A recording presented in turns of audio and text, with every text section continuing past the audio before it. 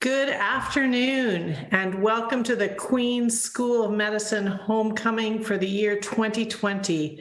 My name is Jane Philpott, and I'm delighted to be your host for this event as the new Dean of the Faculty of Health Sciences here at Queen's.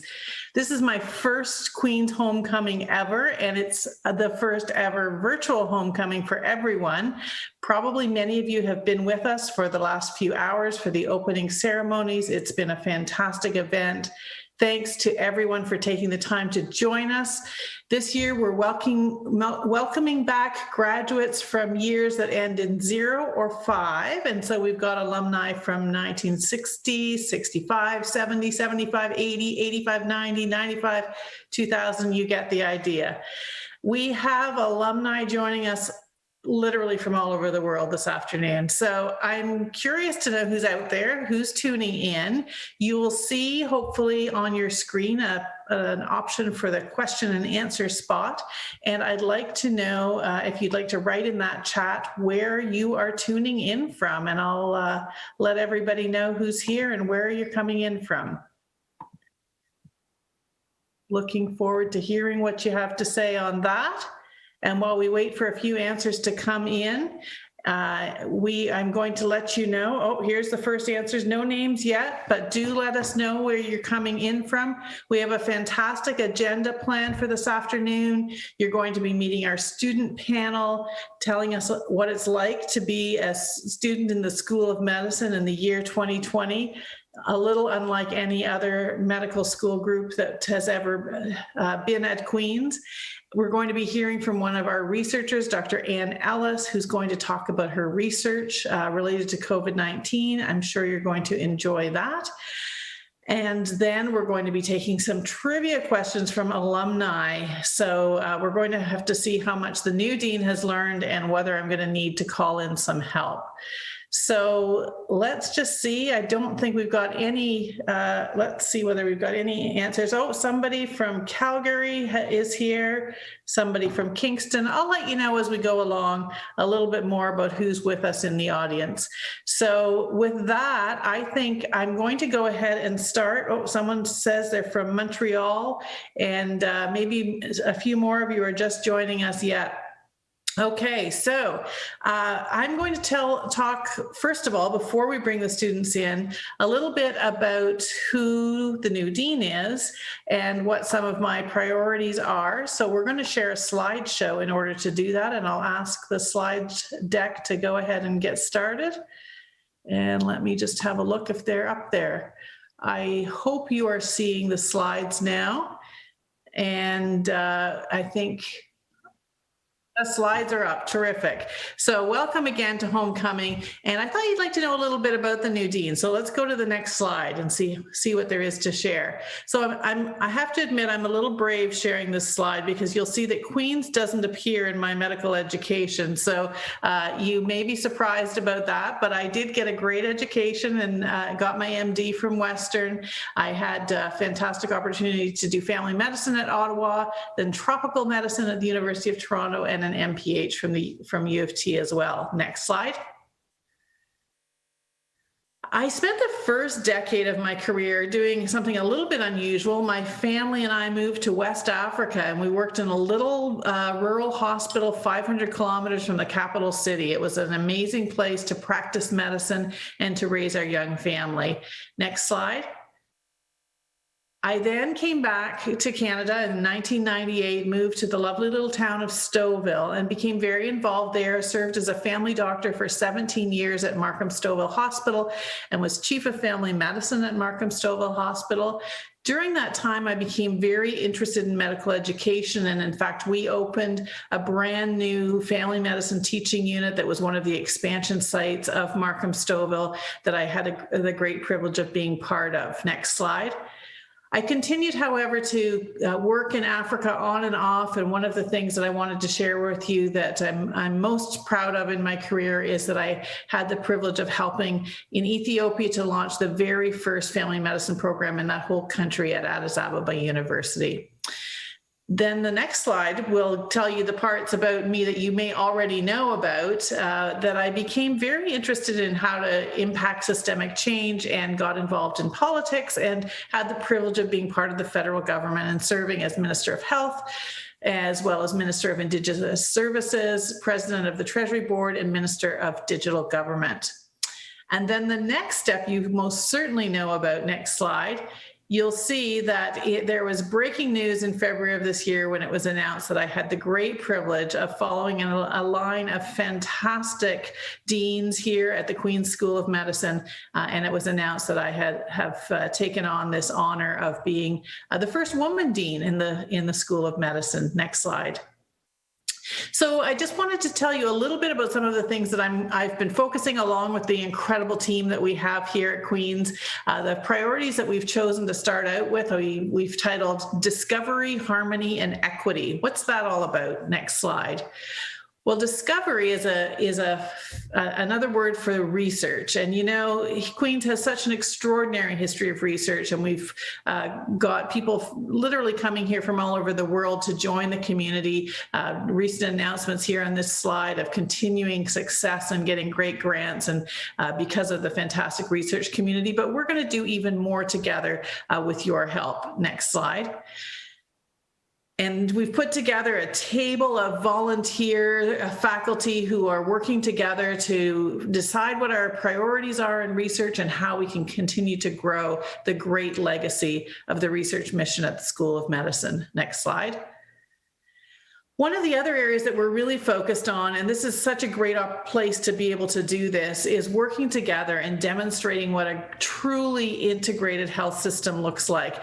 After the great legacy of folks like Dean Duncan Sinclair establishing CMO over 25 years ago now, we are the latest iteration of the great work on health system integration is happening with what we hope very soon will be a newly announced Ontario Health team in the region. And this is a perfect place to be able to demonstrate how well we work together with our local hospitals as well as the Faculty of Health Sciences.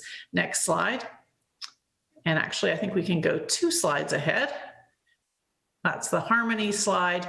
And then the last area that we're focused on is equity. And this is something that I'm sure you know that schools of medicine across the country and around the world are facing this parallel conversation that we're having in society, not only about the COVID pandemic, but also acknowledging the racism that exists in health systems and doing the work at places where we train health professionals to take on those issues and make sure that this is a fair and inclusive place to train. So the next slide will show you the different groups that we've got working on this. We have over 160 volunteers, as well as a very beginnings of an office on equity, diversity, and inclusion, and they're working on all of these different areas. Before we go on to introduce you to the students, I wanted to just show you a short video clip that will show you the launch of our equity, diversity, and inclusion initiative. This took place just a couple of weeks ago, and I think the short video will speak for itself. Let's roll that now.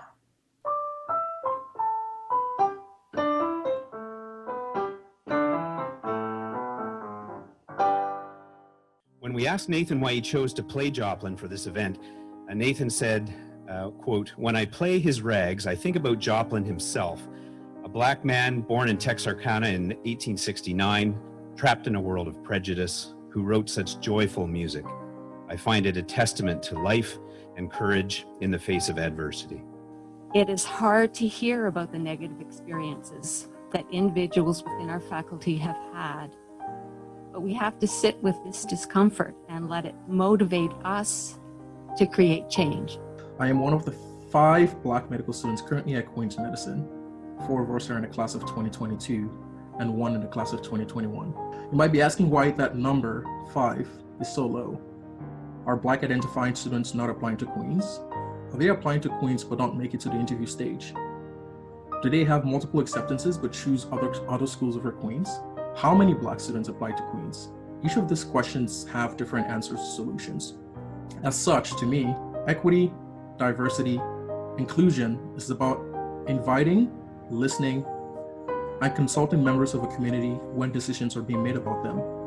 To me, true EDI occurs when professors teach that some of the observed health disparities are due to racism, True EDI is achieved when we critically examine and dismantle systemic barriers to medical school for underrepresented and ethnic minorities.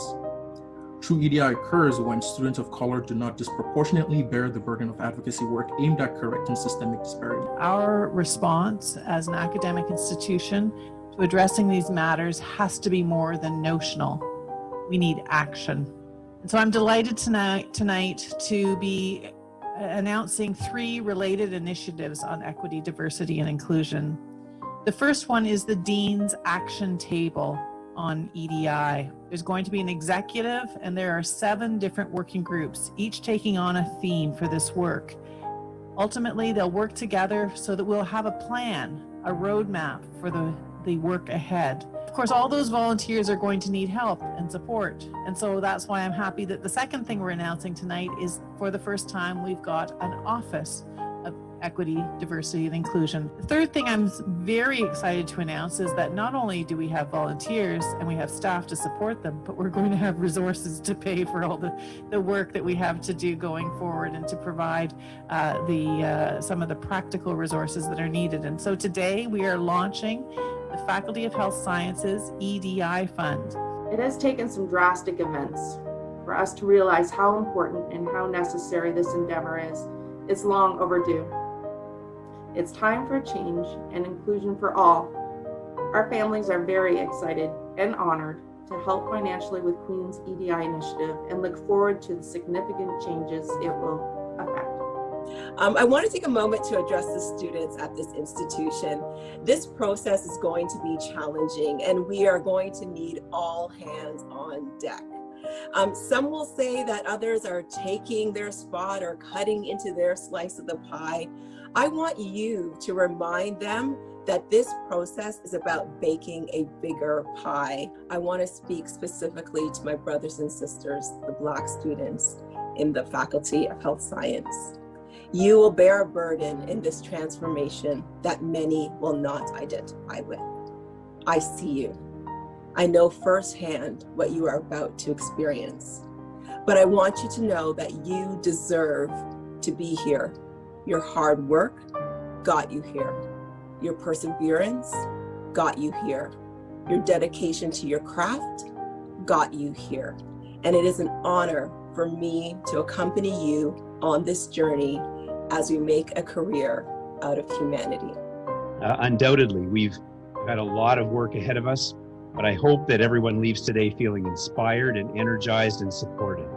And for those who wish to contribute to this work, please make a gift to our EDI fund, which can be found on the faculty's webpage, healthsci.queensu.ca/EDI. This is Canada, and this is, really our home. And I always tell people, what would you like to happen in your home? How do you want that home to really feel?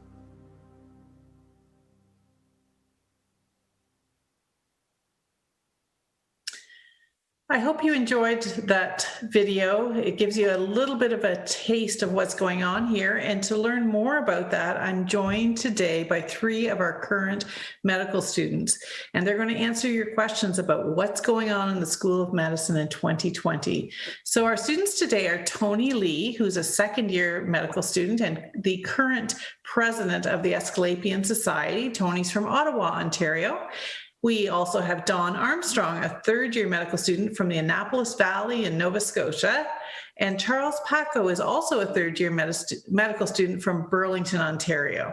So welcome, Tony, Dawn, and Charles. So thrilled that you're here with us today. I'm going to start with Dawn, and I want to ask you about what it has been like to do your education and especially your clerkship in the midst of a pandemic. Tell me a little bit about the good things and the hard things during that time. Thank you, Dr. Philpott.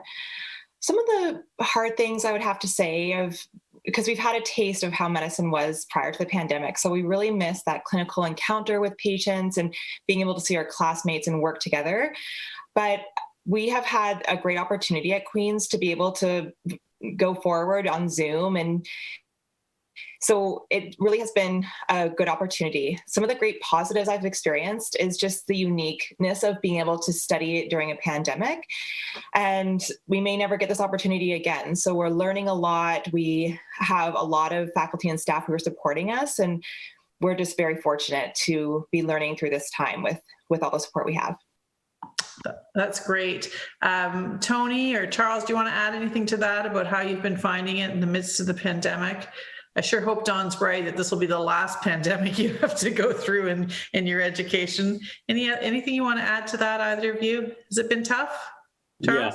Yeah, I would say it's been tough, but not many people can say they've been through medical school during a pandemic. I would say there's always good and bad, right? We, like Dawn and I, are supposed to be starting clerkship now. But this is delayed a couple months due to the pandemic. But we have other opportunities to do observerships in fields of medicine that maybe we wouldn't get to experience as much in clerkship, sort of diversifying our experiences in the hospital. So you take the good and you take the bad. That's for sure. And a big shout out to our faculty who have quickly adapted the curriculum to make sure that there's continued learning going on. Well, Charles, while I've got you on the line, maybe I'll go to you next and ask a little bit about, we showed the video about the implementation of these initiatives around equity, diversity, and inclusion. I'd love to hear your thoughts about how you see the efforts that the School of Medicine is making at Queen's and how you think we can continue to see medical education more broadly change in the future. What do we need to do in that area? Well, I think something that I'm constantly reminded of, and I think it's very important to realize, is that the qualities that we attribute to being a good physician, being trustworthy, selflessness, skill, intelligence, and passion, while these qualities are distributed equally across the population, opportunity is not. And throughout my 2 years here, I've seen a concerted effort made towards diversity and inclusion, from the recognition of the Black medical student ban in 1918, spearheaded by Dr. Resnick, to the new programs that we mentioned in the video and my fellow classmate Aquila mentioned as well. And yeah, of course, there's going to be hurdles and challenges. As everybody on the call knows, anything worthwhile is going to have its challenges. But as long as we stay true to our intentions and our intentions are authentic, I think we have a lot to look forward to. Thanks very much. I'd be interested in whether either Tony or Dawn want to jump in on sort of what the mood is in terms of some of this dealing with racism and the conversations that are going on. Anything that you wanted to add on that? Absolutely. Go ahead, Tony. There's a lot of work that needs to be done. And I think on the student side, it's really reassuring to see the work and the priority that Dr. Philpott and the faculty are placing in equity, diversity, and inclusion. And I think with the Dean's Action Table and EDI and the Equity Office being established, all students have really highlighted the importance of student consultation. And it's really reassuring to know that students have been involved throughout the process. And I think finally, it's just important to recognize that there's still a lot that needs to be done. And in medicine, I see a future where physicians are a lot more available to Canadians. They're a lot more representative of the Canadian population, and medical education represents the patients better in terms of what we'll encounter in the future. That's great. Well, I know that the three of you have played huge leadership roles in all of this and have a lot more to contribute. What is student leadership like? I guess Tony's probably the first person to answer that, although I'd love to hear from Dawn some more too about her experiences on leadership. Tony, you're the new president of the Auscalipian Society. Congratulations and thanks for taking that on.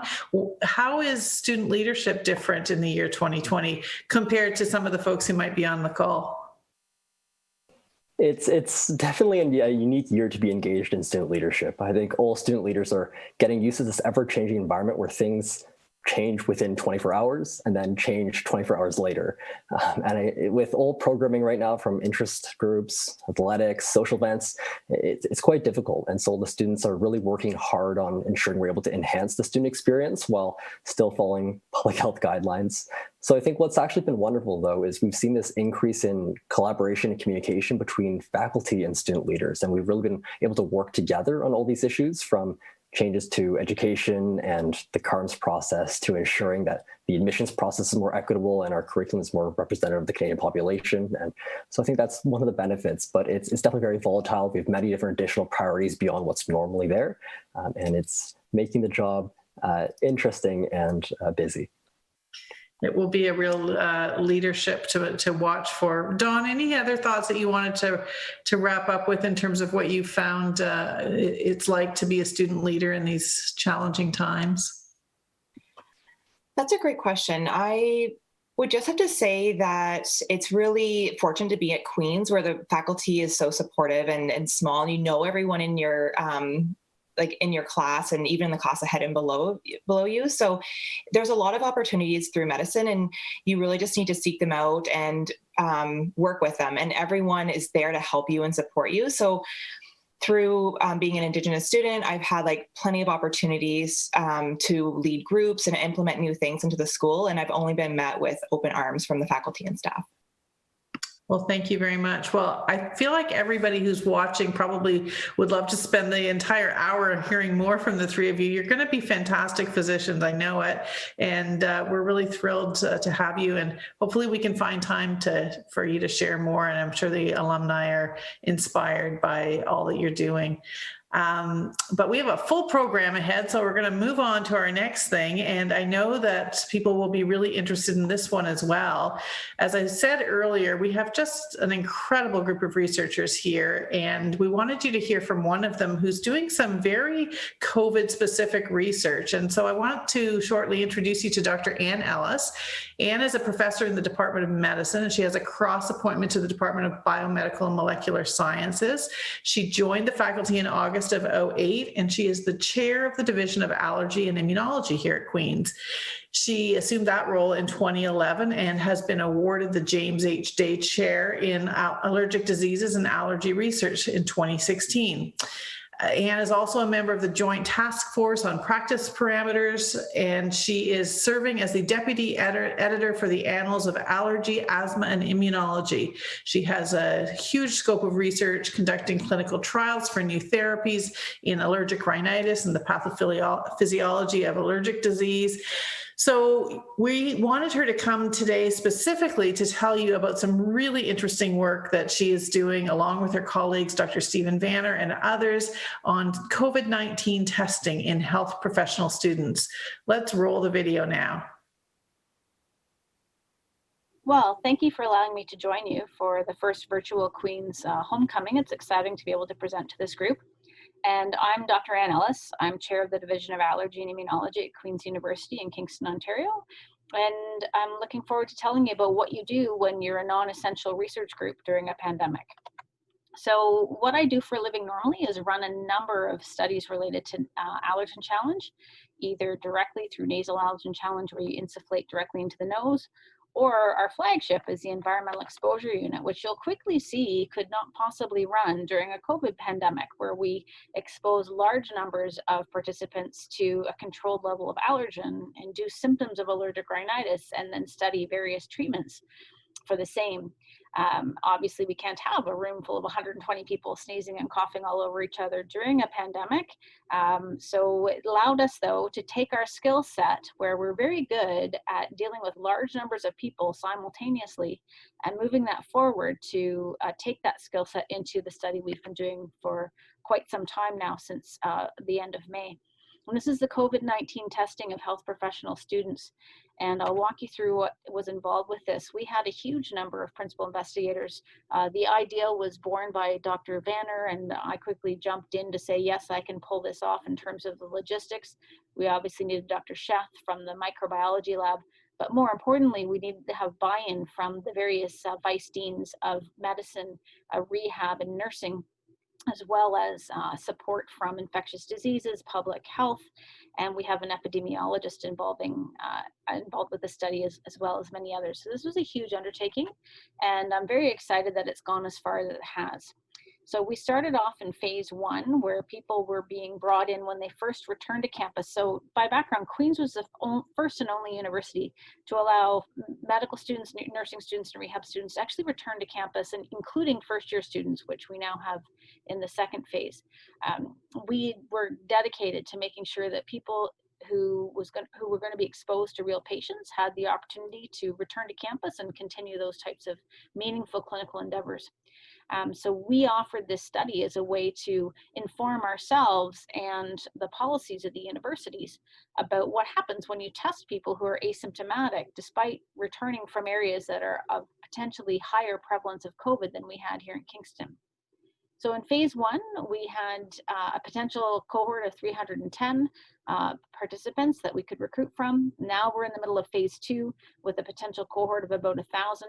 We've been using 3 different study sites, 2 located within the confines of the hospital, and 1 is a clinical learning center at Queen's University.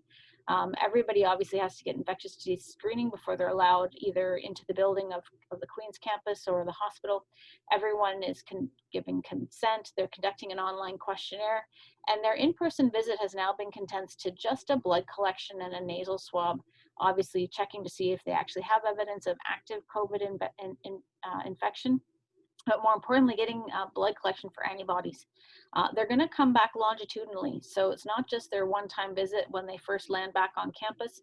We're going to see them again at approximately 6 weeks after landing, 3 months follow-up, and 8 months follow-up approximately based on their schedules and when they're able to join us. So as I mentioned, the study is open to all medical, nursing, and rehab students. In July, with there being a fair amount of angst of the new residents coming from all over to Kingston, again, we were an area of low prevalence of COVID at the time, and having people coming from the United States or overseas or even Toronto had a little bit of anxiety. So all of the first-year residents and incoming subspecialty residents were invited to join. And then in September, we had the same sort of issues with people who were coming to do in-person laboratory studies within the Faculty of Health Sciences. So we added in those graduate students who had lab-based projects in September. Just to give you a sense, and I'm not going to dwell on this in the interest of time, but when you have this many people and you can only see so many of them per visit, there's a lot of work that has to be done to make sure that they're ready to enter the hospital. We're taking advantage of the fact that as of right now, the Ministry of Health is still paying for the COVID-19 PCR test, which means they need to have like a CR number for the hospital. We have to have full up-to-date healthcare information for them, but then do our normal things to make sure that they're entered properly as a study participant for the antibody side of things. They're doing this survey online, and we need to then turn what they answer online into the actual study database, and that can take a bit of QA work, which means we're doing something daily in that regard. They were making sure that everything's done to make things as smooth as possible for the hospital side of things in terms of pre-filling their lab kits, making sure their requisition has been completed. Obviously, we're doing this under full PPE and under very detailed SOPs that my team created to ensure that even though we're bringing people into the hospital during a pandemic, we're making sure that the people who show up are safe and able to be there. And obviously, we're making sure that everybody knows when they're supposed to show up and that they're doing everything that they're supposed to do. So some of our restrictions is we're not allowed to have more than 4 participants at a time as per our SOPs, which were guided by Ministry of Health. We have a staff member who escorts them from the main entrance of KGH up to the testing site. They go through that screening questionnaire the night before as well as the day of. When they come in, they've already done their questionnaire online, so we get them to fix any errors or omissions in their entry.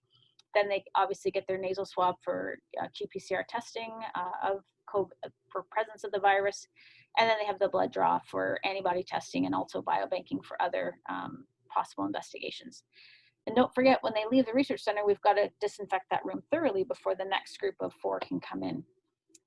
In terms of the testing requirements, when we first started out in phase 1 back in May and July, it was pretty easy. We just had this 14-day quarantine period. We were testing people if they wanted to be tested. It was totally voluntary. Now that we're into phase 2, all of these schools do want a negative test on file, and so they've been choosing our study as a way to get that.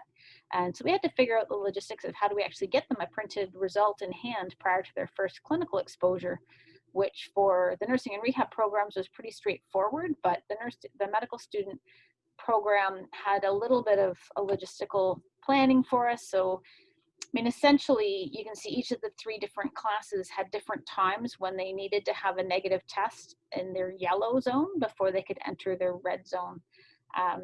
And so that took a bit of finagling, especially when requirements were basically changing, I would say as often as every 2 days or sometimes every other day. So we were initially thinking as long as we got them a test sometime within these 2 weeks of the yellow zone, that would be good enough. Then public health changed requirements. It had to be within 6 days of entering the red zone. And even then that was a balance from public health because they really wanted it 3 days. But the first day of the red zone is a Monday, and we know that reporting is hard to do over the weekend. So anyway, we worked through it. We've been able to accommodate most students' requirements and needs. The logistics, again, getting that negative test in a piece of paper on hand is dead easy if you have an Ontario OHIP card and you're an Ontario student, because you can just go online to the OLIS services. Those out-of-province participants, again, initially that gave us a big grumpy face, but eventually we're working with medical records and public health. We've come up with a system where we can find a way for them to receive a paper copy of their negative test, basically with a lot of work from our team. To give you a sense, we've got over 420 participants enrolled. Actually, we just had a visit today, so now we're up to 460. I was impressed that we had 110 enroll back in phase 1 when none of this was mandatory in any way. There was no mandatory testing, so there was no incentive to join the study really, other than to recognize it was an important thing to do. At least 400 have met their baseline visit, and we've got sequentially people who are coming back for their 6-week visit and their 3-month visit. Mean age is 25, so that's helpful because that's obviously the cohort where we're seeing all the new cases, and particularly here in Kingston. So I think this is going to be very relevant. The majority are female, and more than a quarter are coming from out of province or internationally, and that's going to be really helpful. Because we have all these people who potentially have a higher degree of exposure compared to the people who stayed in Kingston locally. The good news is none of the people who are asymptomatic so far, knock on wood, again, we just did a session this afternoon and I haven't received a call yet, but so far no one who is asymptomatic has actually tested positive for COVID-19 based on the nasopharyngeal swab. Obviously the antibody assays are still awaiting, we do have Health Canada approval to run them, we're just waiting on a billing code that should begin shortly. So I think just to share with you some of the fun parts, when we first started, we're over at Clinic Learning Center. We're just getting used to this whole PPE stuff and allergy. We don't normally have to deal with this. But obviously, as we've scaled up and we have a lot of participants coming in, we ran 50 people today. We have 40 people coming tomorrow, all in groups of 4. So it's highly organized. Our staff far outnumbers our participants. But it's been a big learning experience, a labor of love, and definitely worth the ride. And I hope you found this presentation helpful and interesting. Thank you very much, Dr. Ann Ellis. That was great, and we all look forward to hearing the results of the study. Well, it's the moment you've been waiting for, the moment I've been nervous about. We're moving on to Stump the Dean, and I am delighted to introduce you to our quiz master, brought in all the way from Howe Island. And here is our quiz master, Dr. Chris Simpson, known to many of you. He is our Vice Dean Clinical. He's going to be asking questions. And Chris, over to you. Well, and this is the moment I've been waiting for too, Jane, after you've been working me so hard since you started on July the 1st. So this is my chance maybe for a little bit of revenge. So to all of you out there, the way this will work is I'll be taking the questions submitted by all of you and posing them to Jane. She will try her best to answer, but to be fair and recognizing that Jane is new to Queen's, I've decided to give her 3 lifelines. So Jane will be able to call on 3 friends to help if she gets stumped on a question. Now, Jane has a big Rolodex and lots of friends and admirers, but she selected 3 people who may be uniquely qualified to help her in this context. And the best part, if you successfully stump the Dean, we will mail you a prize, and that prize is a Queen's Medicine toque. So just some technical details for alumni who are tuned in.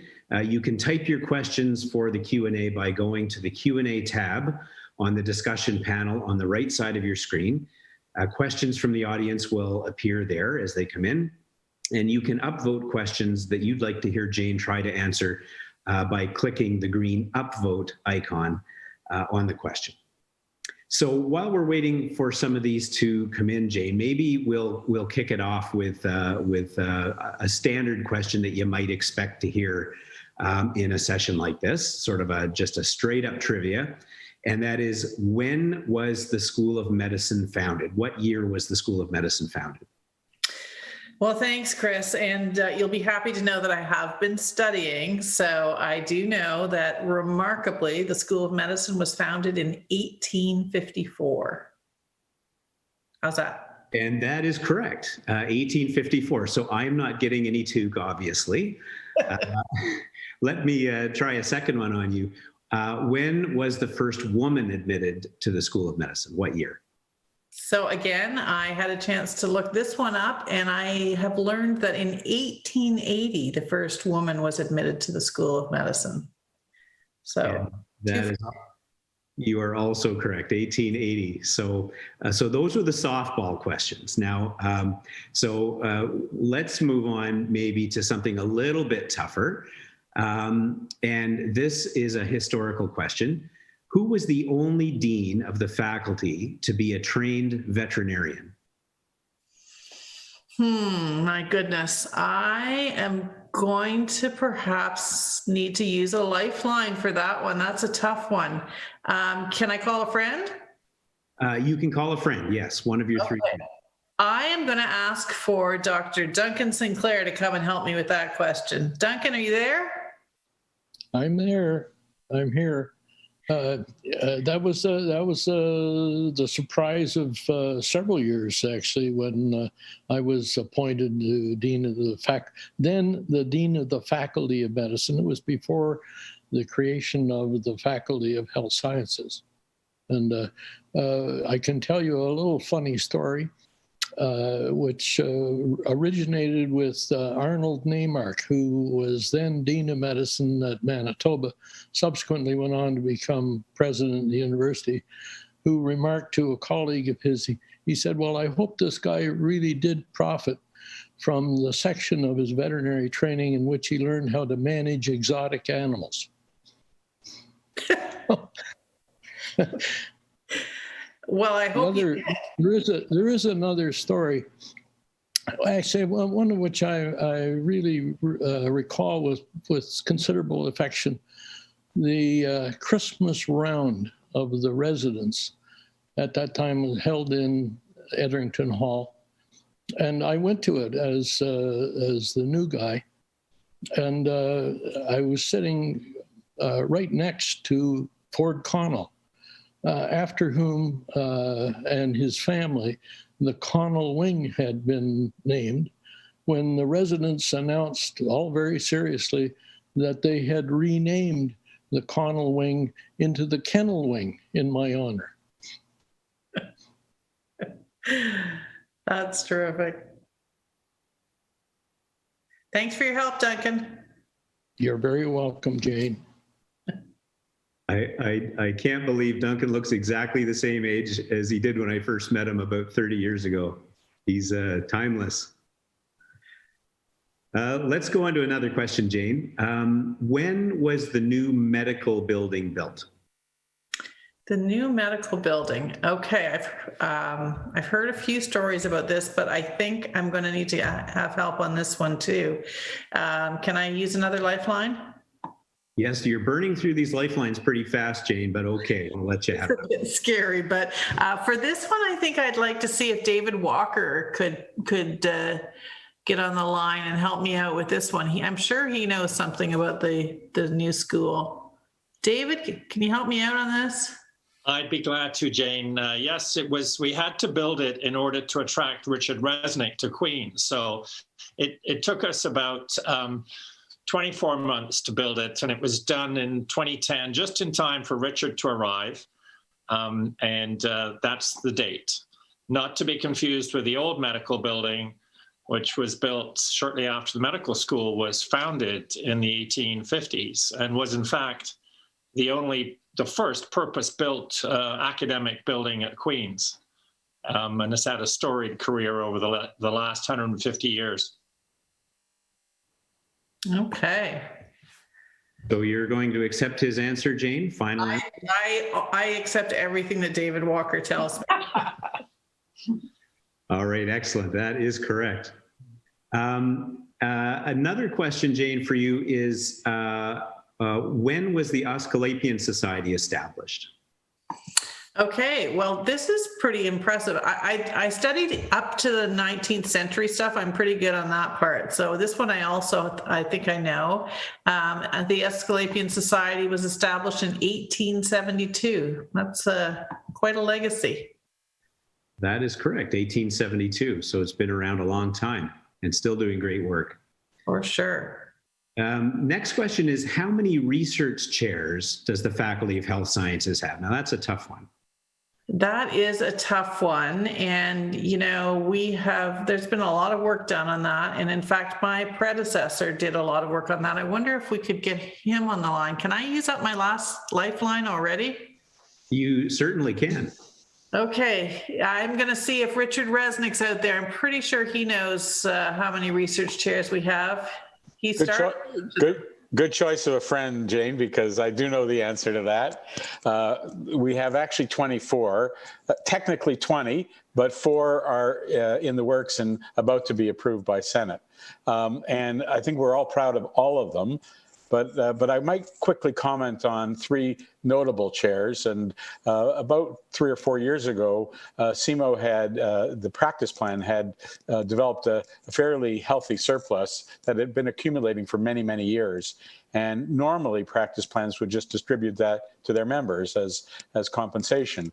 But in our case, our physician group decided to establish 3 legacy building research chairs, and they're soon to be approved by Senate. And I'm particularly proud of those. It's a really fantastic story. It just speaks to the generosity of the incredible team here. Indeed it does. So Jane, I take it you're accepting Richard's version of the truth. Again, I would never argue with Richard. Very good. Excellent. We have a question now from one of the alumni out there. And the question is, what is the name of the football stadium at Queen's? Oh, I think I actually know that one. Are my pals still here with me, or should I just shout it out?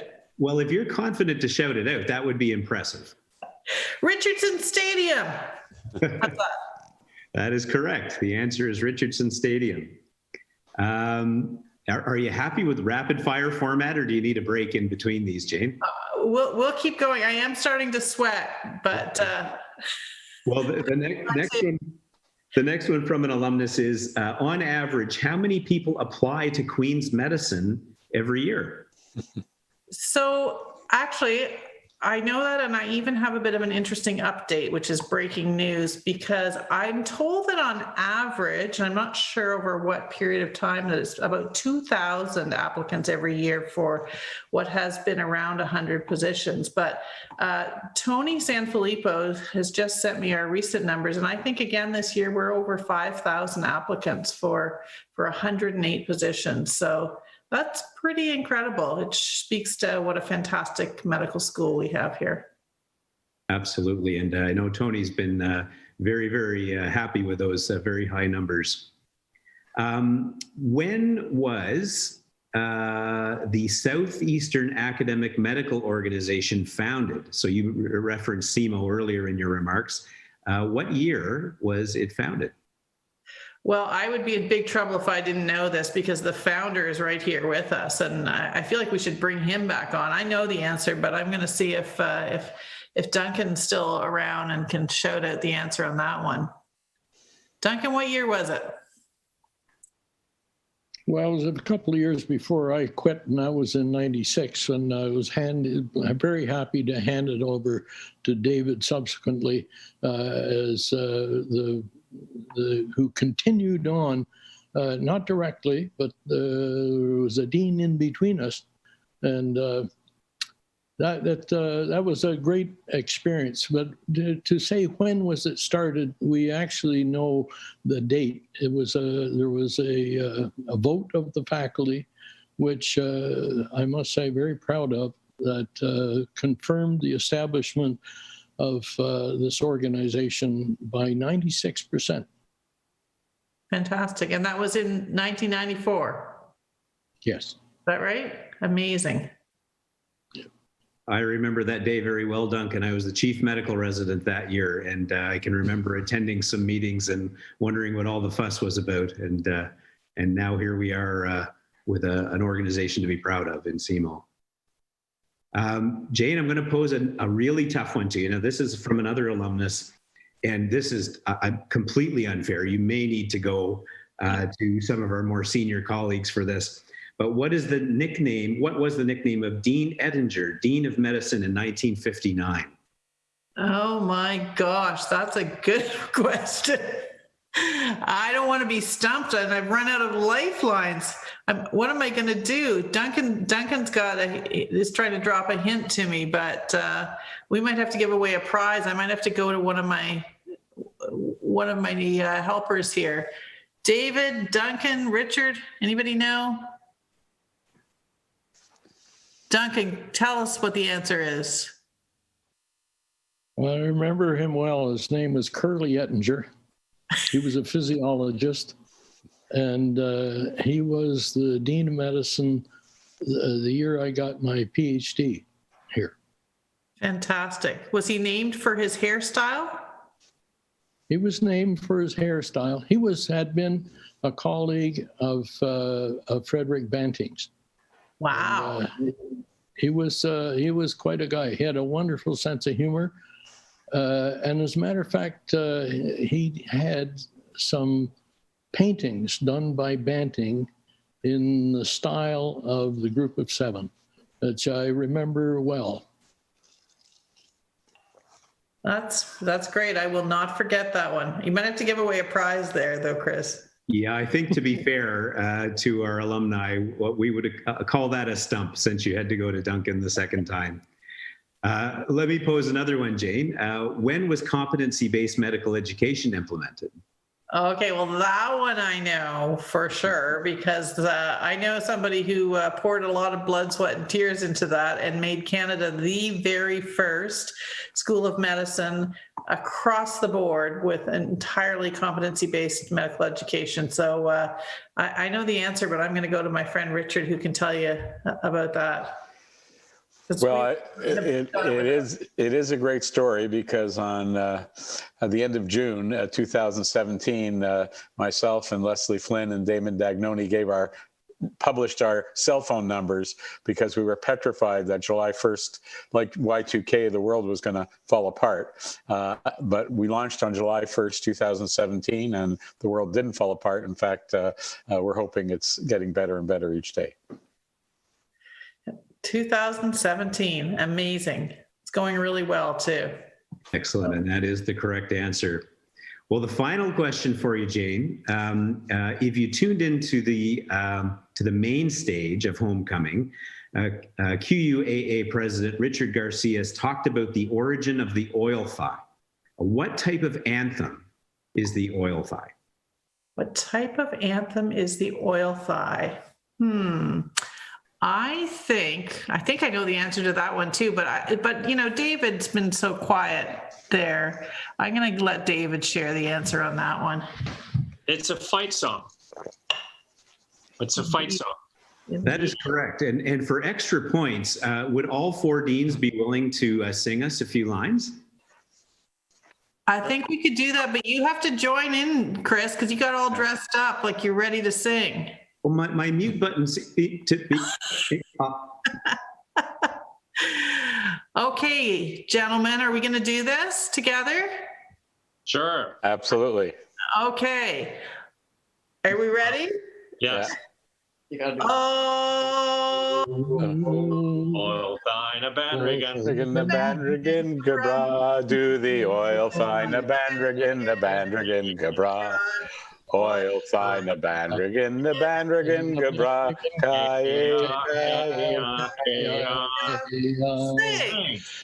Queen's College colors we are wearing once again, soiled as they are by the battle and the rain. Yet another victory to wipe away the stain. So Gail, go in and win. Sing. Oil thine a bandrigan, gabra to the oil thine a bandrigan, gabra. Oil thine a bandrigan, gabra. Ikea. What's the sport of kings? Queens, queens, queens. Oil thine a bandrigan, kea, kea, kea. Oil thine a bandrigan. Go queens. Well, I see days and days of memes now coming, lots of material. Jane, thanks very much for being such a good sport, and to our former deans as well for your help, and to all of the alumni. And Jane, I'll turn the chair back to you. Okay, well, that was a lot of fun. And Richard tells me it's even more fun when you can do it in person on homecoming weekend. But thanks so much to all of the deans. It's been incredible. I am so honored to be able to step in on the legacy of great people like Duncan Sinclair and David Walker and Richard Resnick. And I am so lucky to be able to work with fantastic colleagues like Dr. Chris Simpson. So I think this has been a great time. Loved having our students here. Thanks again to Dawn and Tony and Charles for being with us. And a big thanks to the audience for tuning in. I look forward to seeing you all in person at a future homecoming, and I hope you have a fantastic rest of your celebration of homecoming. So many thanks. Thanks, gentlemen.